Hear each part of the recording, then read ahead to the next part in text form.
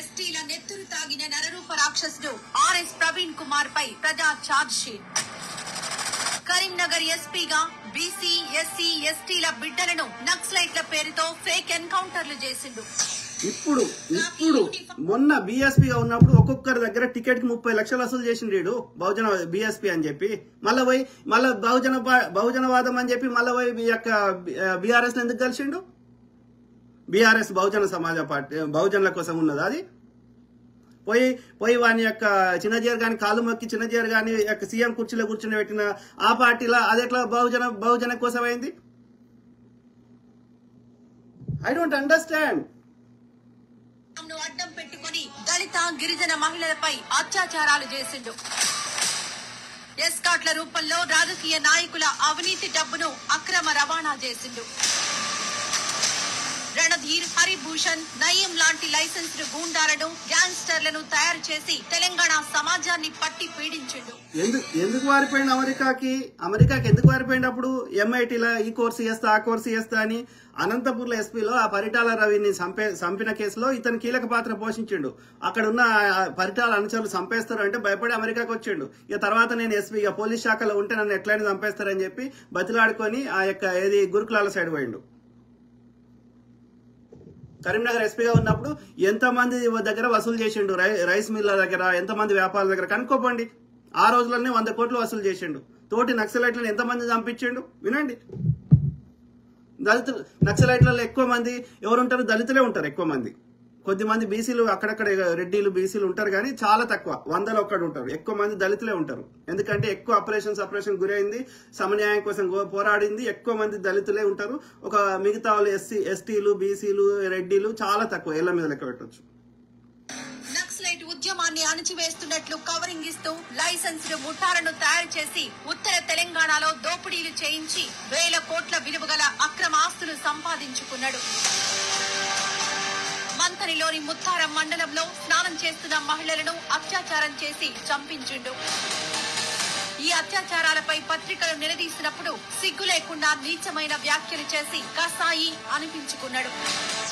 జనశక్తి రణదీర్ను చెప్తున్నారు కదా అయ్యా, దీనికి ఇన్వెస్టిగేషన్ చేయమని అంటున్నాం.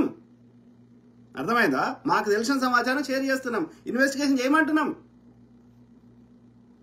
వాడుకొని కరీంనగర్ లో కిడ్నాపులు చేయించి డబ్బులు వసూళ్లు చేసిండు.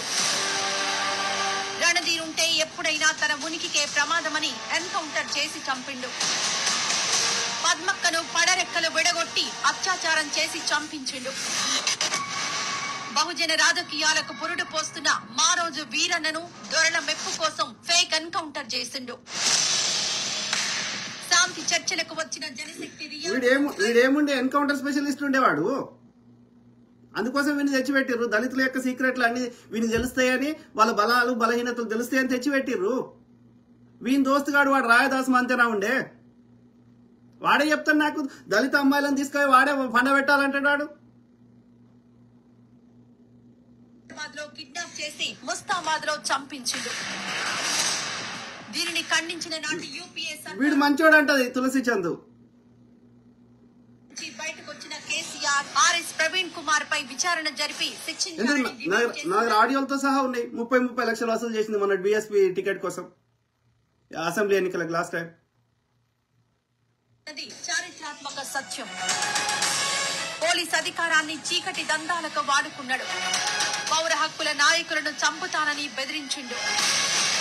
నాటి కాంగ్రెస్ హయాంలో పరిటాల రవి హత్యకు సహాయ సహకారాలు అందించిండు. దానికి ప్రతిఫలంగా ఐఏఎస్ హోదాకి ఇవ్వాల్సిన గురుకుల సెక్రటరీ పదవి కట్టబెట్టిండు. గురుకులాల సెక్రటరీగా 500 కోట్ల కాంట్రాక్టులను తన బంధువులకు కట్టబెట్టి అక్రమాలకు పాల్పడిండు. చదువుకోవాల్సిన పిల్లలను స్వేరో సంఘం పేరుతో రాజకీయాలకు గురుకులాలు పనిచేసే టీచర్ నాకు ఫోన్ చేసి చెప్పిండ్రు, ఈ స్వేరోలో అండ చూసుకొని పిల్లలు మాకు వింటలేరు, కనీసం లెటర్ రాయడం కూడా రాదు పిల్లలకని, కావాలని ఒక ప్రత్యేకంగా సపరేట్ గా ఒక గ్రూప్ ని తీసుకొని వచ్చి వాళ్ళకి ర్యాంకులు వాళ్ళకి గుట్టలు ఎక్కించి వాళ్ళని మాత్రమే ప్రచారం చేసుకున్నాడు తప్ప మెజారిటీ విద్యార్థులకి ఒక చిన్న లెటర్ కూడా రాయరాదు. మాకు టీచర్లకు చెప్తే వినకుండా చేసిండి. ఈ స్వేరోలో అండ చూసుకొని పిల్లలకు పెట్టే కాంట్రాక్ట్ ఫుడ్ కాంట్రాక్ట్ లో ఆ పిల్లలకు వచ్చే ఫుడ్ లో కూడా వాళ్ళకి పిల్లలు పెట్టకుండా ఈ స్వేరో గ్యాంగ్ దోసుకుంటుంటే పిల్లలకి ఇప్పుడే కాంగ్రెస్ చెడ్డ పేరు తేవాలని కావాలని చెప్పి ఇప్పుడు ఆ యొక్క ఫుడ్ దాంట్లో విషం కల్పిస్తున్నాడు ఈ యొక్క స్వేరాలతోటి. పురుగులు విషంలు ఇప్పుడు ఎందుకు వస్తున్నాయి గడికోసారి? ఈ స్వేరోల వల్లనే. ఒక్కడు చదువుకోకుండా చేసిండు, అక్కడ గురుకులాన్ని నాశనం చేసిండు ఈ దరిద్రుడు. కేసీఆర్ ఆదేశాలతో బీఎస్పీలో చేరి దళిత ఓటు బ్యాంకును చీల్చడానికి విశ్వ ప్రయత్నాలు చేసిండు. బీఎస్పీ అధినేతగా బహుజన సంఘాల నుండి 100 కోట్లు వసూలు చేసి కేసీఆర్ పంచన చేరి మల్లికార్జున్ నెలపాటి మాకు వచ్చిన సమాచారాన్ని షేర్ చేస్తున్నాం. ఓకే, కావాలంటే ఆ యొక్క ఇన్వెస్టిగేషన్ చేయమని కోరుతున్నాం సీఎం గారిని, ఆ యొక్క గురుకులాలకు చెందిన సంక్షేమ శాఖ మంత్రిని. ఓకే, అర్థమైందా? నామాలు పెట్టిండు.